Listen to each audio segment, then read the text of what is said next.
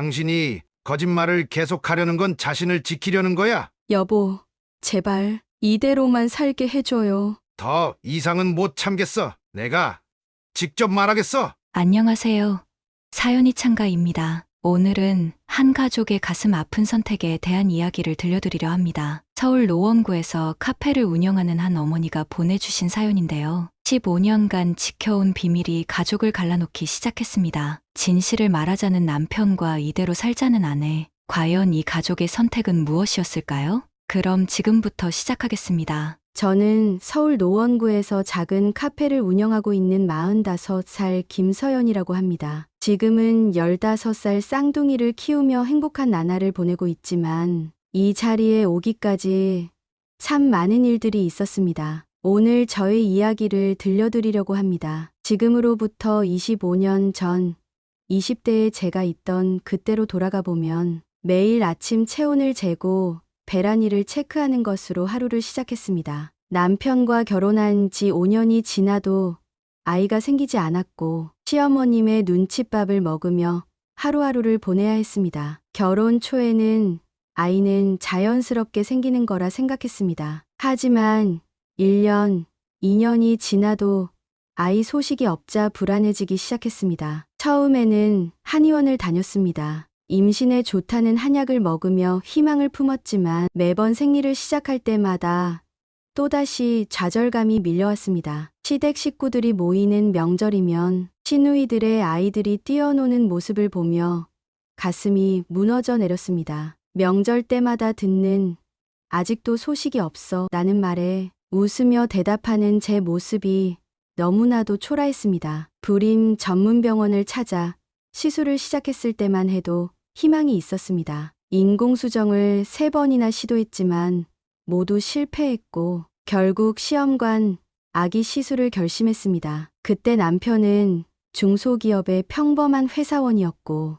저는 학원에서 파트타임으로 일하고 있었습니다. 시술비를 마련하기 위해 친정에서 보태주신 돈으로 첫 시술을 시작했습니다. 첫 번째 시험관 시술, 채취한 난자 상태가 좋다며 의사 선생님께서 희망적인 말씀을 해주셨습니다. 이식 후 2주간의 기다림은 제 인생에서 가장 길었던 시간이었습니다. 매일 밤 아이를 품에 안는 상상을 하며 잠들었습니다. 하지만 결과는 실패였습니다. 두 번째도 세 번째도 마찬가지였습니다. 그 과정에서 병원비로 저희 부부의 전 재산이 바닥나고 있었습니다. 남편의 월급으로는 더 이상의 시술은 불가능했습니다. 그때 노원구의 작은 빌라에 살면서 매일 밤 베개를 적시며 울었던 기억이 납니다. 아침이면 부은 눈을 감추기 위해 선글라스를 끼고 나갔고 지하철에서 임산부를 보면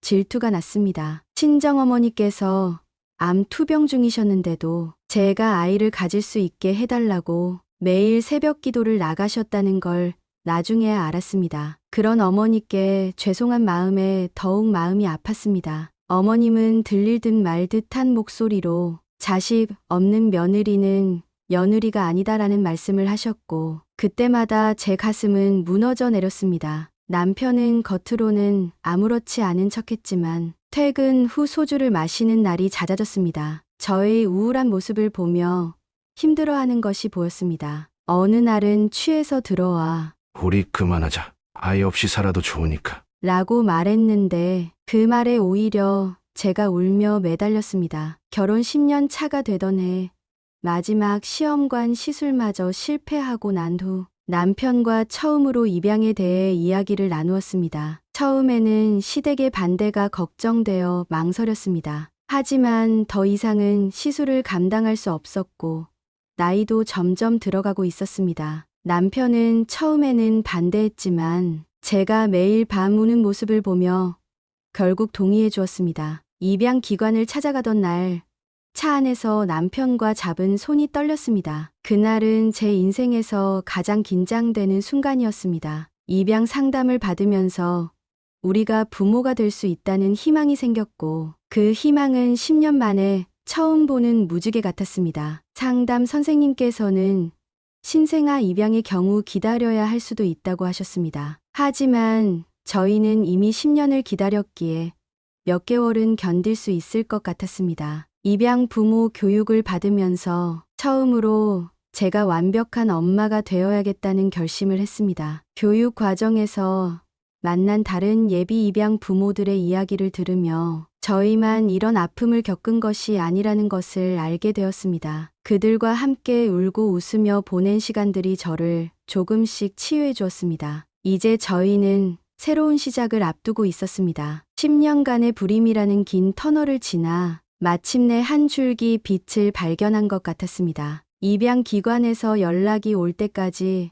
매일이 기다림의 연속이었습니다. 그러던 어느 날 한 통의 전화를 받았습니다. 갓 태어난 쌍둥이 여자아이들이 있다는 소식이었습니다. 그 순간 제 심장이 얼마나 빨리 뛰었는지 모릅니다. 남편과 저는 아이들을 보러 가는 날 새벽부터 일어나 준비를 했습니다. 노원구에서 영등포구의 입양기관까지 가는 길이 그렇게 멀게 느껴진 적은 없었습니다. 차 안에서 남편의 손이 떨리는 것이 느껴졌고 저는 계속해서 거울로 제 모습을 확인했습니다. 처음 만날 우리 아이들에게 좋은 모습을 보여주고 싶었기 때문입니다. 입양기관 건물 앞에 도착했을 때 다리가 너무 떨려서 제대로 걸을 수가 없었습니다. 지난 10년간의 시간이 주마등처럼 스쳐 지나갔습니다. 불임 진단을 받았을 때의 절망감, 수없이 실패한 시술들,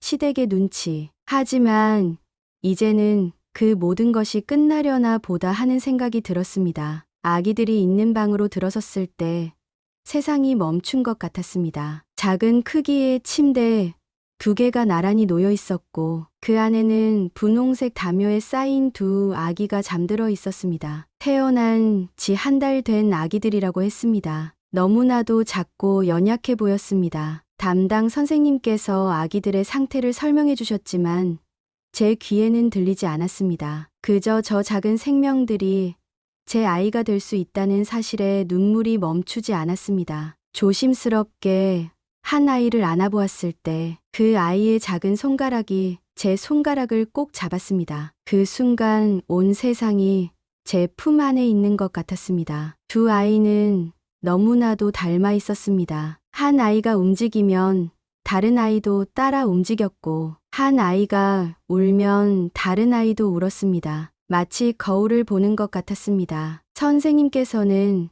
쌍둥이의 경우 따로 입양되는 경우도 있다고 하셨지만 저희는 단 한순간도 고민하지 않았습니다. 2 아이 모두 저희의 자녀가 되어야만 했습니다. 그날 저녁 집으로 돌아오는 길에 남편과 저는 아이들의 이름을 지었습니다. 지민이와 지수, 항상 서로를 지지하고 사랑하며 자라길 바라는 마음을 담아 지은 이름이었습니다. 집에 도착해서도 저희는 밤새 잠을 이루지 못했습니다. 아기 용품을 사러 가야 하고 방도 꾸며야 하고 해야 할 일들이 산더미였지만 그 모든 것이 행복하게 느껴졌습니다. 하지만 한편으로는 두려움도 컸습니다. 과연 제가 2 아이의 좋은 엄마가 될 수 있을까? 아이들이 자라면서 입양 사실을 알게 되면 우리를 원망하지는 않을까? 주변 사람들의 시선은 어떨까? 수많은 걱정들이 밀려왔습니다. 특히 시부모님께 아직 입양 사실을 말씀드리지 못한 상황이었습니다. 아이를 가지지 못해 몇 년째 찾아뵙지 못하고 있던 상황이었습니다. 친정 부모님께는 조심스럽게 말씀드렸는데 다행히 이해해 주시고 지지해 주셨습니다. 하지만 시댁은 달랐습니다. 전통적인 가치관을 가지고 계신 시부모님께서 과연 입양을 받아들이실 수 있을지 그것이 가장 큰 걱정이었습니다. 아이들을 데려올 날만을 기다리며 매일 밤 아기 용품들을 만지작거렸습니다. 침대 옆에 놓인 2개의 아기 침대를 보며 이제는 정말 엄마가 되는구나 하는 생각에 행복한 눈물을 흘렸던 기억이 납니다. 10년의 기다림이 이렇게 끝나는구나. 그때의 그 벅찬 감동은 지금도 잊을 수가 없습니다. 아이들을 처음 집으로 데려온 그날 제 인생은 완전히 달라졌습니다. 쌍둥이를 키우는 일은 생각했던 것보다 몇 배는 더 힘들었습니다. 한 아이가 울면 다른 아이도 따라 울었고 한 아이가 잠들면 다른 아이는 깨어 있었습니다. 밤낮 없이 이어지는 육아에 힘들면서도 아이들을 보면 체력이 솟아올랐습니다. 시부모님께 아이들을 보여드리러 간 날, 제 심장은 터질 것만 같았습니다. 쌍둥이라니? 이런 복이 어디 있니? 라며 좋아하셨습니다. 그때 시어머님께 입양 사실을 말씀드리지 못했습니다. 그리고 그 선택이 15년 동안 저를 짓누르는 무거운 비밀이 되어버렸습니다. 친정어머니께서는 제 선택을 이해해 주셨지만 한편으로는 걱정도 많이 하셨습니다. 평생을 무거운 비밀을 안고 살아야 한다는 것이 얼마나 힘든 일인지 알고 계셨기 때문입니다. 하지만 저는 달리 선택할 수가 없었습니다. 우리 가족을 지키기 위해서는 이 비밀을 지켜야만 했습니다. 아이들이 자라면서 저는 더욱 완벽한 엄마가 되기 위해 노력했습니다. 다른 엄마들보다 2배, 3배 더 열심히 아이들을 돌보았습니다. 지민이가 감기에 걸리면 밤새 간호를 했고, 지수가 무서운 꿈을 꾸고 울면 밤새 안아주었습니다. 입양한 부모라는 것이 표가 나지 않게 하기 위해 어쩌면 과하다 싶을 정도로 아이들에게 매달렸습니다. 육아를 하면서도 경력을 쌓기 위해 틈틈이 바리스타 자격증을 따고 카페 경영을 공부했습니다. 아이들이 초등학교에 입학할 무렵 드디어 노원구에 작은 카페를 열었습니다. 카페를 운영하면서도 아이들의 학교 시간에 맞춰 일찍 문을 닫았고 학부모 모임에도 빠지지 않았습니다. 남들이 보기에는 부러울 만큼 완벽한 워킹맘이었습니다. 하지만 그 이면에는 늘 불안과 두려움이 있었습니다. 아이들이 자라면서 점점 더 많은 질문을 하기 시작했습니다. 왜 임신했을 때의 사진이 없냐고, 왜 제왕절개 수술 자국이 없냐고. 그때마다 저는 어설픈 변명을 늘어놓아야 했습니다. 매번 거짓말을 할 때마다 가슴이 찢어지는 것 같았습니다. 특히 학교에서 유전학을 배우기 시작했을 때가 가장 힘들었습니다. 아이들이 집에 와서 혈액형과 유전적 특징에 대해 이야기할 때마다 식은땀이 났습니다. 남편과 저는 밤마다 이야기를 나누었습니다. 언제, 어떻게 아이들에게 진실을 말해야 할지. 하지만 결정을 내리지 못했습니다. 모든 것이 완벽해 보였지만 마음 한구석에는 늘 불안이 도사리고 있었습니다. TV에서 입양아 관련 뉴스가 나올 때면 채널을 황급히 돌렸고 주변에서 입양 이야기가 나오면 서둘러 자리를 피했습니다. 그렇게 15년이라는 시간이 흘렀습니다. 남편은 회사에서 승진을 거듭했고 저희 카페도 입소문을 타고 단골이 늘어났습니다. 겉으로 보기에 우리는 완벽한 가정이었습니다. 하지만 그 완벽한 일상 뒤에는 언제 무너질지 모르는 불안이 도사리고 있었습니다. 저는 알고 있었습니다. 이 비밀이 언젠가는 밝혀질 것이라는 것을. 하지만 그때까지만이라도 우리 가족의 평화를 지키고 싶었습니다. 15년간 지켜온 평화로운 일상이 깨지기 시작한 건 아이들이 중학교에 입학하면서부터였습니다. 평소 밝고 사교성 좋던 지민이가 갑자기 말수가 줄었고 공부도 좋아하던 지수는 성적이 떨어지기 시작했습니다. 처음에는 사춘기의 시작이려니 했습니다. 하지만 점점 상황이 심각해져 갔습니다. 어느 날 지민이의 담임 선생님께 연락이 왔습니다. 지민이가 학교에서 친구들과 심하게 다퉜다는 것이었습니다. 알고 보니 친구들이 엄마랑 하나도 안 닮았다며 주워온 애 아니냐고 라고 놀렸다고 했습니다. 그날 처음으로 지민이가 저에게 소리를 질렀습니다. 엄마는 내가 태어났을 때 일을 왜 하나도 기억 못하는 거야? 다른 엄마들은 다 기억한다는데. 지수는 더 예민해져서 친구들과 어울리는 것조차 거부했습니다. 학교 선생님께서는 지수가 자신의 정체성에 대해 심각한 혼란을 겪고 있다고 하셨습니다. 상담 중에 지수가 난 도대체 누구야?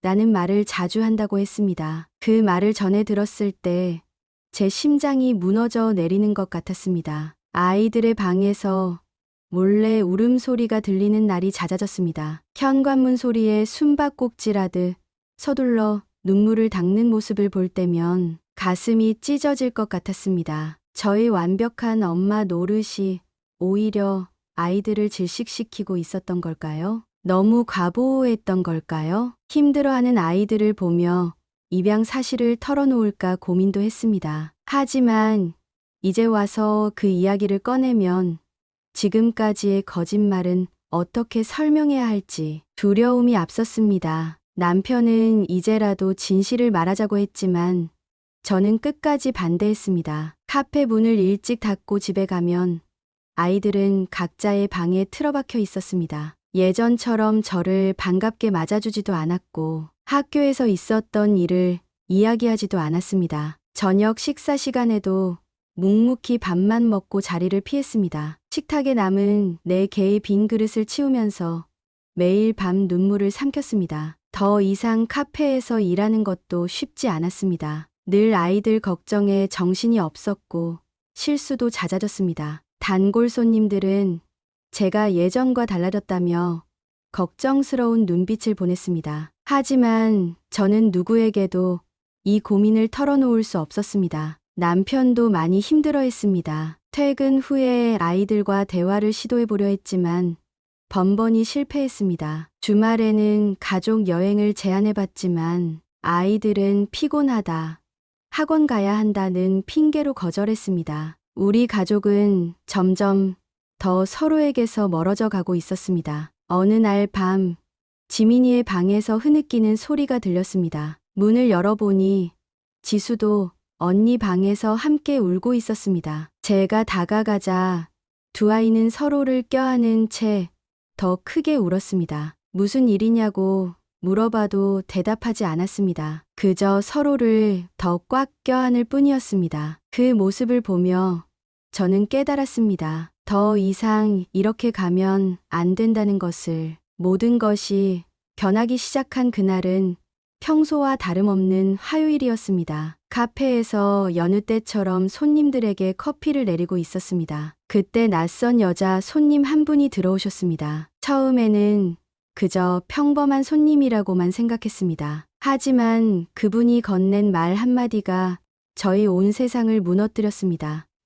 저 혹시 지민이와 지수 잘 크고 있나요? 그 순간 제 손에서 들고 있던 커피잔이 바닥으로 떨어졌습니다. 하지만 깨지는 소리조차 들리지 않았습니다. 귀에서 윙윙거리는 소리만 들렸고 온몸이 얼어붙는 것 같았습니다. 15년간 숨겨온 비밀이 이렇게 쉽게 들통날 줄은 몰랐습니다. 그분은 자신이 아이들의 생모라고 했습니다. 제 다리에 힘이 풀려 그 자리에 주저앉을 뻔했습니다. 카페에 있던 손님들이 이상한 눈빛으로 저를 쳐다보았지만 그런 것조차 신경 쓸 겨를이 없었습니다. 아르바이트생을 급하게 불러 카페를 맡기고 그분과 근처 공원으로 자리를 옮겼습니다. 그분의 이름은 최미영이었습니다. 23세 나이에 쌍둥이를 낳았다고 했습니다. 미혼모의 현실이 너무 힘들어 입양을 보냈지만 15년 동안 하루도 아이들 생각을 잊은 적이 없다고 했습니다. 취업을 하고 이제는 안정된 삶을 살고 있다고 했습니다. 그래서 아이들을 한 번만이라도 보고 싶다고 했습니다. 가방에서 15년 전 아이들을 낳은 병원 기록과 산모 수첩을 꺼내 보여주었습니다. 거기에는 제가 전혀 모르는 아이들의 출생 순간이 기록되어 있었습니다. 지민이가 먼저 태어났고 3분 뒤에 지수가 태어났다는 것. 지민이의 체중이 2kg이었고 지수는 75kg이었다는 것. 그동안 제가 알지 못했던 모든 것들이 거기에 있었습니다. 최미영 씨는 울면서 이야기했습니다. 15년 전 아이들을 입양 보내고 난 후 자살까지 시도했다고 했습니다. 하지만 살아남았고 그때부터 열심히 살아왔다고 했습니다. 날이 갈수록 아이들이 보고 싶어 견딜 수가 없다고 했습니다. 저는 그 자리에서 아무 말도 할 수가 없었습니다. 입이 떨어지지 않았습니다. 머릿속이 하얘졌고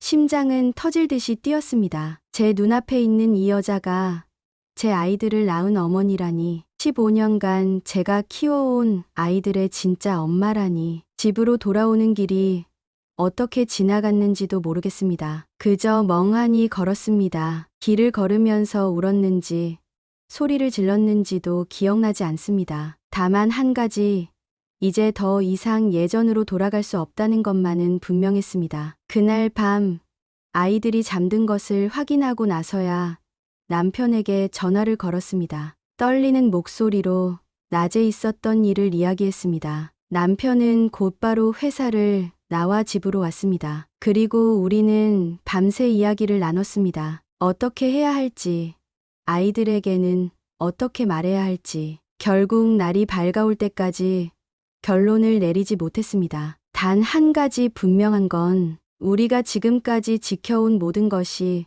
무너질 수도 있다는 사실이었습니다. 그리고 그것이 저를 더욱 두렵게 만들었습니다. 그날 이후로 카페 문을 열고 닫는 것조차 두려웠습니다. 혹시라도 최미영 씨가 다시 찾아올까 걱정되었기 때문입니다. 하지만 그녀는 카페에 오지 않았습니다. 대신 제 휴대폰으로 매일같이 문자가 왔습니다. 아이들을 한 번만 보게 해달라는, 단 5분만이라도 보게 해달라는 애원이었습니다. 처음에는 문자를 무시했습니다. 하지만 그녀의 문자는 계속되었고 점점 더 절박해져 갔습니다. 제발 한 번만 보게 해주세요. 멀리서라도 좋으니 아이들이 어떻게 자랐는지 보고 싶습니다. 15년 동안 매일 아이들 생일마다 케이크를 사서 혼자 축하했어요. 아이들이 아프진 않은지, 잘 먹고 잘 지내는지 너무 궁금해요. 그녀의 문자를 읽을 때마다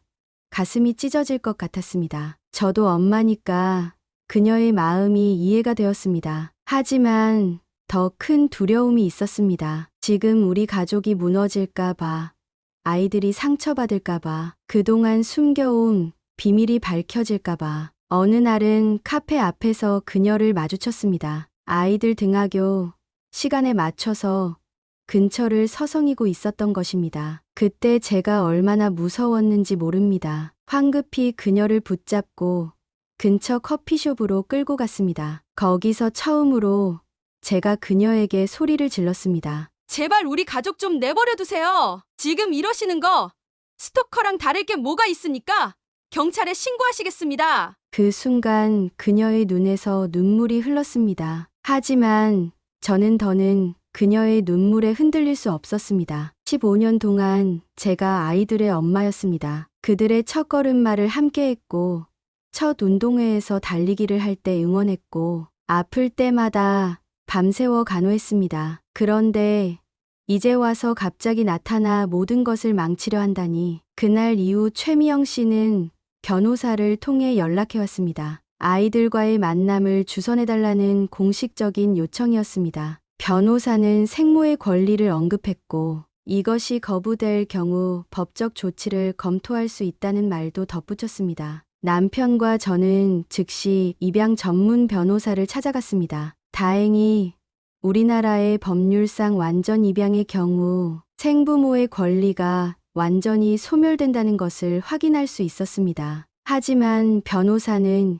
이런 일이 법정으로 번질 경우 아이들이 받을 상처를 걱정했습니다. 결국 변호사를 통해 최미영 씨에게 강경한 입장을 전달했습니다. 더 이상의 접촉을 시도하지 말 것과 계속될 경우 법적 대응을 하겠다는 내용이었습니다. 문자도 모두 차단했고 카페 문 앞에는 CCTV를 설치했습니다. 그렇게 한 달이 지났습니다. 표면적으로는 평화가 찾아온 것 같았지만 제 마음속에는 늘 불안이 가득했습니다. 아이들이 학교에서 돌아올 때까지 카페 창밖만 바라보며 초조해했고 밤에도 잠을 이루지 못했습니다. 혹시라도 그녀가 직접 아이들을 찾아가지는 않을까, 학교에서 기다리고 있지는 않을까, 그런 생각에 밤마다 식은땀을 흘렸습니다. 이제는 아이들의 등하교도 제가 직접 하기 시작했습니다. 그날 밤 남편과의 첫 다툼이 시작됐습니다. 아이들이 잠든 후 남편은 조심스럽게 입을 열었습니다. 이제는 아이들에게 모든 것을 털어놓아야 한다고 했습니다. 하지만 저는 강하게 반대했습니다. 지금 이 시기에 그런 이야기를 꺼냈다가는 아이들이 더 큰 상처를 받을 거라고 생각했기 때문입니다. 남편은 처음으로 저에게 화를 냈습니다. 15년 동안 지켜온 비밀이 이제는 독이 되어가고 있다고 했습니다. 아이들의 방황도 반항도 모두 우리가 숨겨온 진실 때문이라고 했습니다. 그의 말이 틀리지 않다는 것을 알면서도 저는 끝까지 제 입장을 고수했습니다. 그날 이후로 남편은 매일 밤 늦게 퇴근했습니다. 일부러 저와 마주치지 않으려는 것이 느껴졌습니다. 아침 식사 자리에서도 어색한 침묵만이 흘렀고 주말에도 회사에 나간다며 집을 비웠습니다. 우리 부부 사이의 벽이 점점 높아져 갔습니다. 특히 남편이 한 말 중에 가장 마음에 걸렸던 것은 당신은 아이들을 지키는 게 아니라 당신 자신을 지키려는 거야. 라는 말이었습니다. 그 말을 들은 후 며칠 밤을 뜬 눈으로 보냈습니다. 정말 제가 이기적인 걸까요? 저는 정말 아이들을 위해 진실을 숨기고 있는 걸까요? 아니면 제 자신의 안위를 위해 숨기고 있는 걸까요? 남편은 점점 더 예민해져 갔습니다. 아이들과 대화를 나눌 때도 무언가 말하고 싶은 것을 겨우 참는 듯한 표정을 지었고 저를 볼 때마다 한숨을 쉬었습니다. 직장에서도 실수가 잦아져 상사에게 질책을 받았다고 했습니다. 어느 날은 제가 없는 줄 알고 혼자 술을 마시며 중얼거렸습니다. 이러다가 아이들이 다른 데서 먼저 알게 되면 그땐 우리를 절대 용서하지 않을 텐데. 그 말을 들으며 저도 같은 두려움에 사로잡혔습니다. 하지만 여전히 입을 열 용기가 나지 않았습니다. 남편은 급기야 가족 상담을 받아보자고 제안했습니다. 하지만 저는 그것도 거절했습니다. 상담사에게 이 이야기를 하면 결국 아이들에게 진실을 말하라고 할 게 뻔했기 때문입니다. 그러자 남편은 당신하고는 더 이상 대화가 안 통하는구나. 라며 한숨을 쉬었습니다. 우리의 갈등은 아이들에게도 영향을 미쳤습니다. 부부간의 어색한 분위기를 감지했는지 아이들은 더욱 예민해졌고 반항적이 되었습니다. 식사 시간에는 모두가 핸드폰만 보며 침묵했고 주말에도 각자의 방에서 나오지 않았습니다. 집에 웃음소리가 사라진 지 오래였습니다. 예전에는 내 식구가 둘러앉아 도란도란 이야기를 나누던 저녁 식사 시간이 이제는 가장 괴로운 시간이 되어버렸습니다. 남편은 밥을 먹다 말고 자리를 피했고 아이들도 서둘러 방으로 들어가 버렸습니다. 이런 상황이 계속되자 급기야 남편이 폭발했습니다. 더 이상은 못 참겠다. 내가 직접 아이들에게 말하겠어. 그 순간 처음으로 제가 남편에게 무릎을 꿇고 빌었습니다. 제발 그러지 말아달라고, 조금만 더 시간을 달라고. 그제야 남편은 한 발 물러섰지만 우리 부부 사이의 균열은 이미 돌이킬 수 없을 만큼 커져 있었습니다. 퇴근 시간이 다 되어갈 무렵 다시 한번 최미영 씨가 카페를 찾아왔습니다. 이번에는 달랐습니다. 문을 열자마자 제 앞에 무릎을 꿇고 흐느끼기 시작했습니다. 마지막이라고 했습니다. 단 한 번만 이야기를 들어달라고 했습니다. 그날은 이상하게도 제 마음이 흔들렸습니다. 어쩌면 남편과의 갈등 때문이었을지도 모릅니다. 아니면 아이들의 방황을 지켜보며 제가 지쳐 있었기 때문일 수도 있습니다. 카페 문을 닫고 그녀와 마주 앉았습니다. 최미영 씨는 오래된 가방에서 낡은 노트 몇 권을 꺼냈습니다. 15년 동안 아이들의 생일마다 써온 편지였습니다. 떨리는 손으로 첫 번째 노트를 펼쳤는데 그 순간 사진 한 장이 떨어졌습니다. 출산 직후 찍은 쌍둥이의 사진이었습니다. 지민이와 지수가 처음 태어났을 때의 모습이 담긴 그 사진을 보는 순간 제 심장이 멈추는 것 같았습니다. 사진 뒷면에는 날짜와 시간, 아이들의 체중까지 꼼꼼히 적혀 있었습니다. 보육원에서 처음 만났을 때보다 더 어린 그들의 모습에 눈물이 났습니다. 최미영 씨는 떨리는 목소리로 이야기를 시작했습니다. 15년 동안 한 번도 아이들의 생일을 잊은 적이 없다고 했습니다. 매년 생일마다 케이크를 사서 혼자서 초를 불고 편지를 썼다고 했습니다. 멀리서나마 아이들의 운동회도 보러 갔었고 졸업식 날도 건물 밖에서 지켜보았다고 했습니다. 특히 충격적이었던 것은 아이들의 초등학교 입학식 날의 이야기였습니다. 교문 앞에서 아이들의 모습을 사진으로 담으려 했는데 제가 아이들의 머리를 예쁘게 묶어준 리본을 보고 울었다고 했습니다. 그때 제가 묶어준 리본은 분홍색이었는데 그걸 정확히 기억하고 있었습니다. 최미영 씨의 눈물 섞인 고백은 계속되었습니다. 아이들이 다니는 학원 앞에서 기다린 적도 있었고 하교 시간에 맞춰 학교 근처를 서성인 적도 많았다고 했습니다. 하지만 한 번도 아이들에게 다가가지는 않았답니다. 우리 가족의 행복을 깨고 싶지 않았기 때문이라고 그동안 써온 편지들을 저에게 내밀며 울먹였습니다. 직접 만나지는 못해도 이렇게라도 제 마음을 전하고 싶었어요. 몇 번 편지를 전하려 했지만 그게 아이들에게 더 큰 혼란을 줄까봐 이제는 더 이상 혼자서는 아무것도 하지 않겠습니다. 제발 이 편지들을 정식으로 아이들에게 전할 수 있게 도와주세요. 그 순간 저는 처음으로 최미영 씨를 이해하게 되었습니다. 그녀도 저만큼이나 아이들을 사랑하고 있었던 것입니다. 다만 그 사랑을 표현하는 방식이 달랐을 뿐 멀리서 지켜보는 것만으로도 행복해했던 그녀의 마음이 제 가슴을 아프게 했습니다. 카페에서 나오는 그녀의 뒷모습을 보며 생각했습니다. 이제는 정말 아이들에게도 최미영 씨에게도 그리고 저 자신에게도 더 이상 이런 아픔을 주어서는 안 된다고. 그날 밤 처음으로 저는 제 자신을 정직하게 마주하기로 했습니다. 아이들이 잠든 후 작은 서재에 앉아 지난 15년을 돌아보았습니다. 서랍 깊숙이 보관해두었던 아이들의 앨범을 꺼내 한 장 한 장 넘기면서 제가 얼마나 많은 거짓말을 했는지 새삼 깨달았습니다. 임신 사진이 없는 것을 감추기 위해 그때 엄마 아빠 사정이 여의치 않아서 못 찍었어 라고 했던 순간 제왕절개 흉터가 없는 것을 숨기기 위해 수영장에도 가지 않았던 일들 산후조리원 이야기를 물어볼 때마다 얼버무리며 대답을 피했던 순간들 그동안 저는 거짓말을 거짓말로 덮어가며 살았습니다. 특히 가장 마음이 아팠던 것은 지수가 초등학교 3학년 때였습니다. 가족력 조사를 하는 과제가 있었는데 저는 밤새워 가짜 가계도를 만들었습니다. 심지어 친척들에게까지 연락해서 혹시라도 아이들이 물어보면 이렇게 대답해달라고 부탁했던 기억이 납니다. 그때 지수의 순수한 눈빛을 마주하며 얼마나 죄책감을 느꼈는지 모릅니다. 최미영 씨가 남긴 편지들을 다시 한번 읽어보았습니다. 그동안 제가 얼마나 이기적이었는지, 얼마나 자신만의 진실 속에 갇혀 있었는지 깨달았습니다. 저는 아이들을 지키려 했다고 생각했지만 어쩌면 제 자신의 위치를 지키려 했던 것인지도 모릅니다. 밤이 깊어갈수록 더욱 혼란스러워졌습니다. 아이들 방으로 가서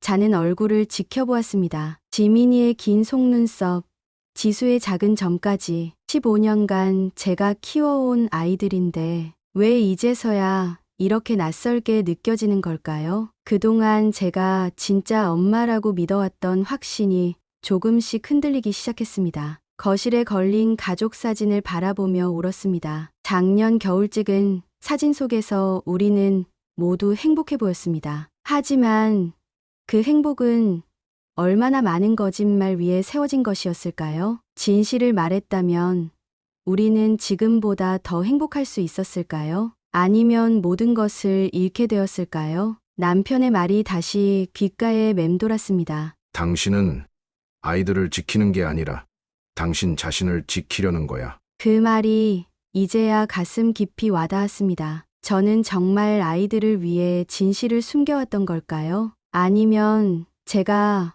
엄마라는 지위를 잃을까봐 두려웠던 걸까요? 새벽이 되어서야 깨달았습니다. 제가 두려워했던 것은 진실이 아니었습니다. 제가 진짜로 두려워했던 것은 변화였습니다. 지금의 관계가 흔들리는 것, 아이들의 사랑을 잃는 것, 그리고 무엇보다 제가 더 이상 유일한 엄마가 아니게 되는 것, 그것이 저를 가장 두렵게 만들었던 것입니다. 밤새 흘린 눈물이 마르고 나서야 결심이 섰습니다. 이제는 더 이상 도망칠 수 없다는 것을, 아이들에게 진실을 말해야 한다는 것을, 그리고 최미영 씨의 존재도 인정해야 한다는 것을. 하지만 어떻게 시작해야 할지, 그건 아직도 막막하기만 했습니다. 그날 최미영 씨가 전해달라고 했던 편지를 펼쳐보았습니다. 아이들에게 전하기 전에 한번 읽어보고 싶었습니다. 남편과 함께 거실에 앉아 떨리는 마음으로 편지를 열었습니다. 지민이와 지수, 각각에게 쓴 2통의 편지였습니다. 가장 먼저 눈에 들어온 것은 아이들의 생년월일과 태어난 시간이었습니다. 지민이가 새벽 3시 27분, 지수가 3시 30분, 그동안 제가 알지 못했던 아이들의 탄생 순간이 적혀 있었습니다. 편지 내용은 더욱 마음을 아프게 했습니다. 사랑하는 지민아, 내가 태어났을 때 처음으로 내 품에 안겼던 그 순간을 잊을 수가 없구나. 내 작은 손가락이 내 손가락을 꼭 잡았었지. 생생한 출산의 기억들이 담겨 있었고, 그것은 제가 절대 알 수 없는 그녀만의 순간들이었습니다. 특히 지수의 편지에서는 널 입양 보내기로 결정했던 날, 밤새 너를 안고 울었단다. 하지만 그것이 너와 이 언니에게 해줄 수 있는 최선이라 믿었어. 라는 구절에서 한참을 읽어내려가지 못했습니다. 무엇보다 마음을 울린 것은 편지 마지막 부분이었습니다. 지금 너희를 키워주시는 부모님은 세상에서 가장 훌륭한 분들이야. 그분들이 얼마나 너희를 사랑하시는지 나는 알고 있단다. 부디 그분들을 원망하지 말아주렴. 남편과 저는 밤새도록 이야기를 나눴습니다. 이 편지를 전달하는 것이 옳은 걸까요?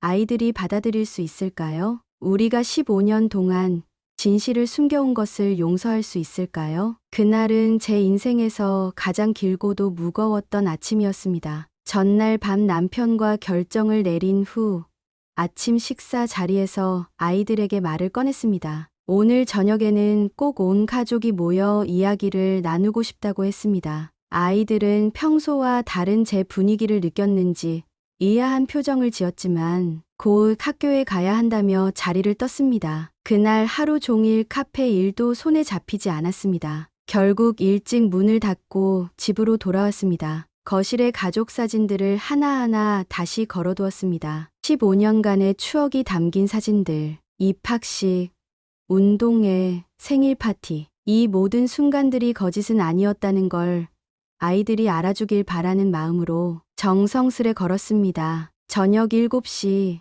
내 식구가 거실에 모였습니다. 아이들은 여전히 어색한 분위기에 불안해하는 듯 했습니다. 남편이 먼저 입을 열었고 제가 이어서 이야기를 시작했습니다. 지민아, 지수야, 엄마가 너희에게 하고 싶은 꼭 해야만 하는 이야기가 있어. 15년 동안 엄마가 너희에게 말하지 못했던 이야기야. 떨리는 목소리로 이야기를 시작했습니다. 처음에는 저와 남편이 아이를 가지지 못했던 이야기부터, 그리고 입양을 결심하게 된 과정, 아이들을 처음 만났을 때의 벅찬 감동까지 한마디 한마디가 눈물로 범벅이 되었습니다. 지민이가 먼저 울음을 터뜨렸습니다. 지수는 아무 말 없이 고개를 숙인 채 어깨를 떨었습니다. 남편은 아이들의 손을 잡으려 했지만 아이들은 손을 뿌리쳤습니다. 엄마가 미안해. 진작 이야기했어야 했는데 너무 늦었지. 하지만 엄마는 너희를 정말 사랑해. 입양이라는 것이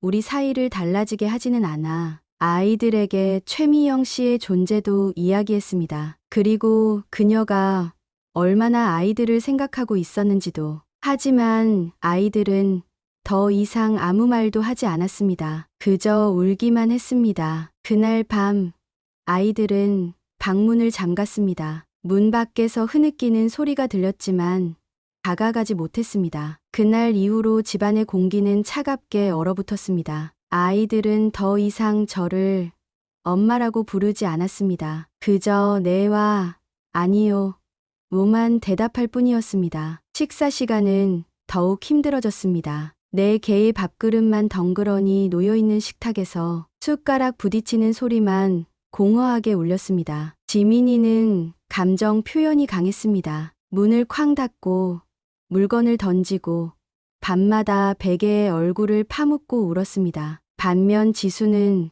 모든 감정을 속으로 삭히는 듯 했습니다. 학교에서 돌아오면 곧바로 방으로 들어가 문을 잠갔고 끼니도 제대로 챙기지 않았습니다. 살이 빠지고 점점 야위어가는 모습을 보며 가슴이 미어졌지만 다가가지도 못했습니다. 더 큰 문제는 학교 생활이었습니다. 두 아이 모두 성적이 급격히 떨어졌고 결석이 잦아졌습니다. 지민이는 친구들과 다투는 일이 잦았고 지수는 아예 교우 관계를 단절해버렸습니다. 담임 선생님께 연락이 올 때마다 죄인이 된 것 같았습니다. 어느 날은 집에 일찍 들어와 보니 지민이가 인터넷으로 입양아 카페를 검색하고 있었습니다. 입양아들의 경험담을 읽으며 울고 있었습니다. 제가 방에 들어서자 컴퓨터를 끄고 나가버렸지만 그 뒷모습이 얼마나 애처로웠는지 모릅니다. 지수의 일기장을 우연히 발견했습니다. 보지 말아야 한다는 것을 알면서도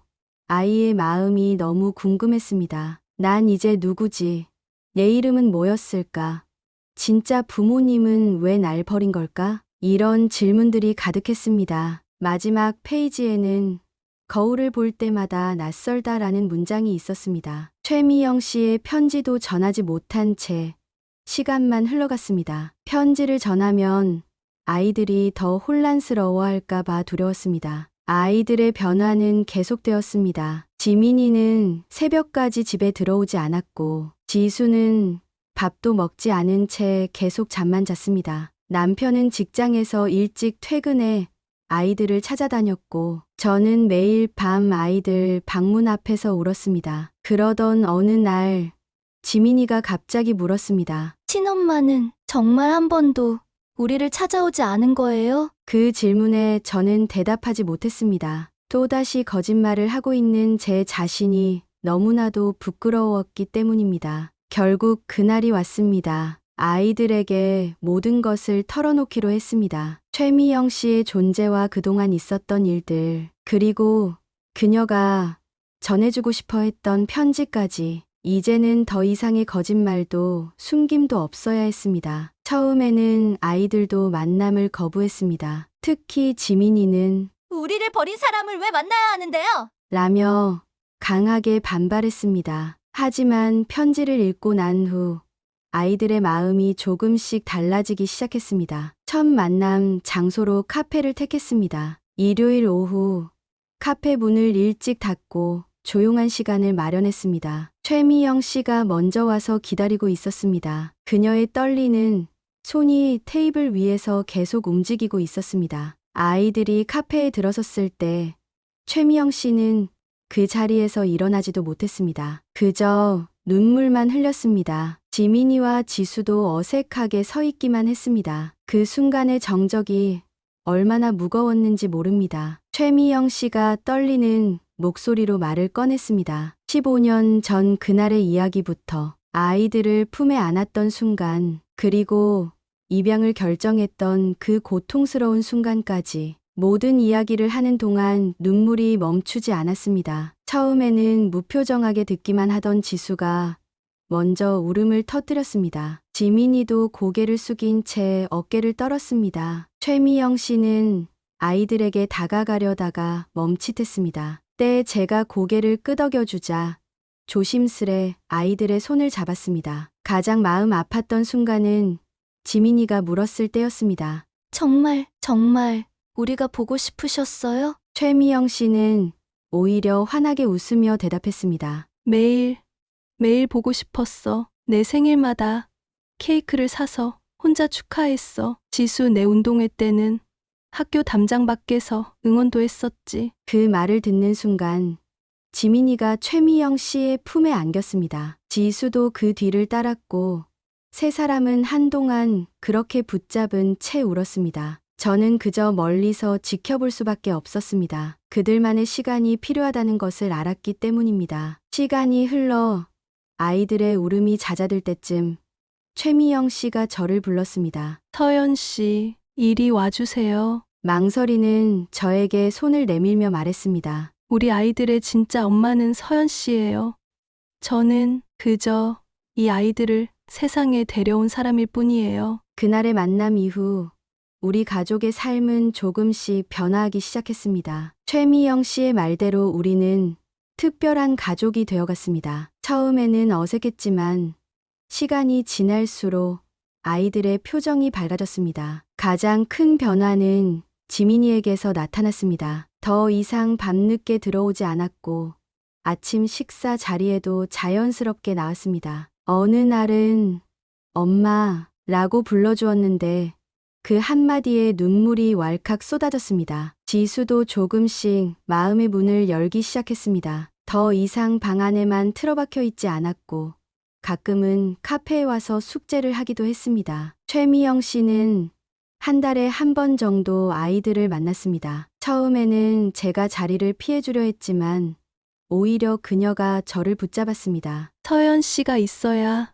아이들도 편해할 것 같아요. 그렇게 우리는 함께 시간을 보내기 시작했습니다. 추석이 다가오면서 제 마음은 더욱 무거워졌습니다. 아이들의 입양 사실을 아직 시어머님께 말씀드리지 못했기 때문입니다. 남편은 이제는 모든 것을 말씀드려야 한다고 했습니다. 떨리는 마음으로 시어머님을 찾아뵈었습니다. 15년 동안 숨겨온 이야기를 꺼내놓으면서 계속 눈물이 흘렀습니다. 말씀을 다 들으신 시어머님은 한참을 말없이 앉아 계시다가 갑자기 저를 끌어안으셨습니다. 그동안 얼마나 힘들었겠니? 미안하다. 늙은 시어미가 며느리 마음도 모르고. 오히려 시어머님께서 저를 위로해 주셨습니다. 지민이와 지수를 친손주처럼 예뻐해 주시던 시어머님의 마음이 얼마나 크고 깊은지 다시 한번 깨달았습니다. 추석날 시어머님께서 직접 아이들을 불러 앉히셨습니다. 손주들의 손을 꼭 잡으시더니 말씀하셨습니다. 할미가 늦게나마 알게 됐구나. 우리 아가들이 얼마나 특별한 아이들인지, 너희들이 우리 집에 온 게 얼마나 큰 복인지.